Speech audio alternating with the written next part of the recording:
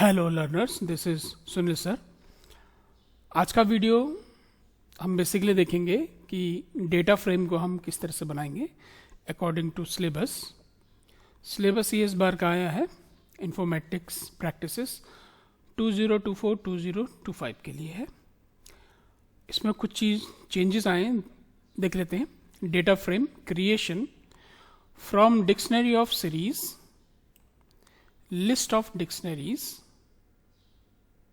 पहले हम इन दो पे फोकस करेंगे कि एक डेटा फ्रेम को बनाने के लिए लिस्ट ऑफ डिक्शनरीज क्या कॉन्सेप्ट है और डिक्शनरी ऑफ सीरीज क्या कॉन्सेप्ट है। क्योंकि और एक और चीज, लिस्ट ऑफ लिस्ट, इन तीनों के ऊपर सीबीएसई क्वेश्चंस पूछ रहा है। पहले इस कॉन्सेप्ट को देख लेते हैं, लिस्ट ऑफ डिक्शनरीज। इस पे एक ध्यान देने वाली बात यह है कि लिस्ट एक सिंगल लिस्ट, डिक्शनरीज का मतलब हो गया multiple dictionaries in a single list, यानी कि सिंगल लिस्ट के अंदर मल्टीपल डिक्शनरीज का होना, ये कॉन्सेप्ट कहता है लिस्ट ऑफ डिक्शनरीज। इसके ऊपर क्वेश्चन पूछा गया है, ये देखते हैं। ये क्वेश्चन है एडिशनल क्वेश्चन पेपर जो इन लोगों ने देके रखा है, अभी देखें, ये एडिशनल है, ठीक है। ये आपको मिल सकता है, होम पेज पे जाएंगे सीधा, यहाँ question bank additional practice questions, यहाँ पे जाएंगे आप सीधा इंफॉर्मेटिक प्रैक्टिसेस, यहाँ पे जाएंगे तो ये आपको पैटर्न मिल जाएगा। इस तरह का क्वेश्चन पूछ रहा है। देख लेते हैं कि क्वेश्चन क्या कह रहा है। ये है 2 मार्क्स पे है। Gayatri, a data analysis has stored 4 employees name and their employee code, यानी कि दो ही चीज है।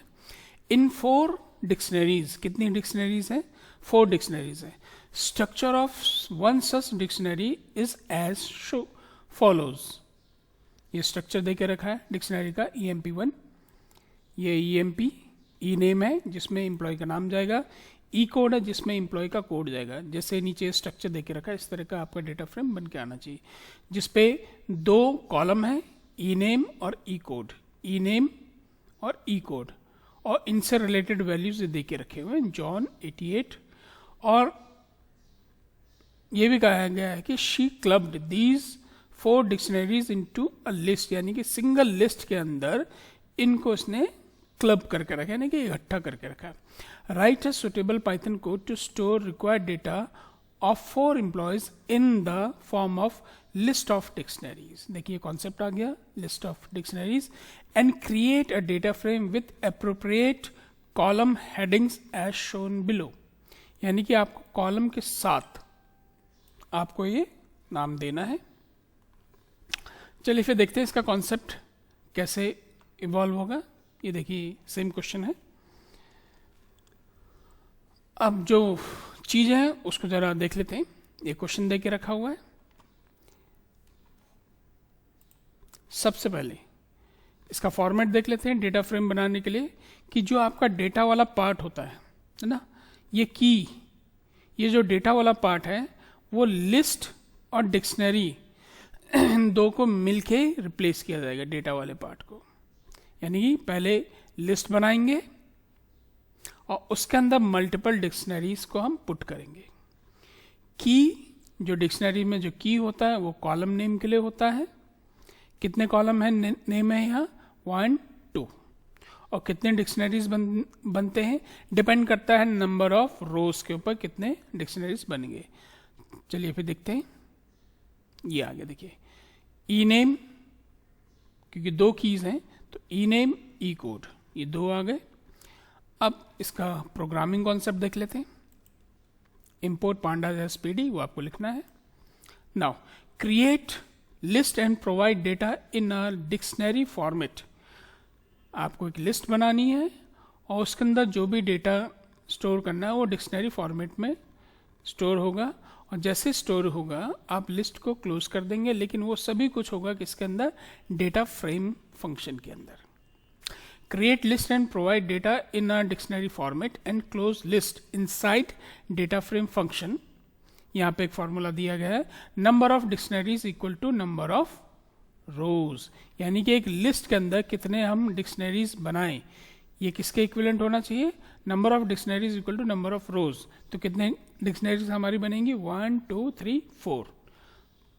Let's start. ये हमारा पहला रो के लिए जो डेटा जाएगा उसकी बात कर रहे हम, ठीक। डीएफ डिक्शनरी का नाम कुछ भी हो सकता है, equal to pd dot data frame. ये हमने लिस्ट बनाया, पहले डिक्शनरी हमने पास करा दी, इसका फॉर्मेट किया है ई नेम, उसके बाद उसका वैल्यू, ई कोड, फिर उसके साथ उसका वैल्यू। पहली डिक्शनरी हमने पास करा दी इसके लिए, पहले वाले रो के लिए, ठीक है। दूसरी ये रहा, इसके लिए हेडिंग क्या होगा, इसके लिए हेडिंग भी सेम ही होगा, ई नेम, और इसके लिए हेडिंग सेम होगा ई कोड, यानी कि ई नेम और ई कोड हर डिक्शनरी में कॉलम नेम सेम रहेगा। ये आ गया, इसका डेटा आ गया।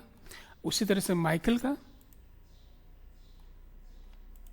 ये आ गया, उसी तरह से सोफिया का ये आ गया। तो इस तरह से आपने देखा कि ये एक सिंगल लिस्ट है, ये लिस्ट का साइन हो गया रेड कलर में जो है, और ये मल्टीपल क्या है, डिक्शनरीज है। First dictionary for first data, second dictionary for second data, third dictionary for third data, fourth dictionary for fourth data, ठीक। और सबके लिए कॉलम नेम सेम है। और ये सब के सब आप डेटा फ्रेम के अंदर बना सकते हैं और बाहर भी बना सकते हैं, ठीक है। अगर हम इसका सॉल्यूशन देखेंगे तो सॉल्यूशन में आपको पता चल जाएगा कि दोनों आप किस तरह से क्रिएट कर सकते हैं। उसके बाद आप डेटा फ्रेम को क्लोज कर देंगे और लास्ट जो भी ये डीएफ है इसको आप प्रिंट करा देंगे। इसका सॉल्यूशन देख लेते हैं। सॉल्यूशन पार्ट के लिए यहां गए, देखिए इन लोगों ने क्या किया है,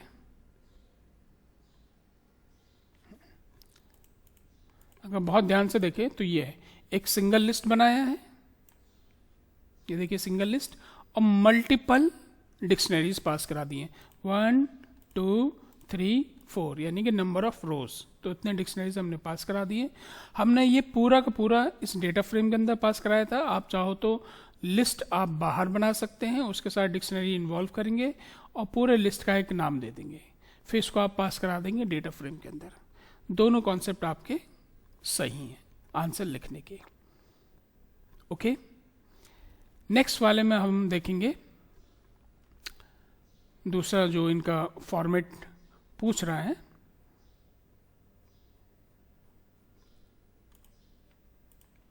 that is dictionary of series, यानी कि एक डिक्शनरी और उसके अंदर मल्टीपल सीरीज।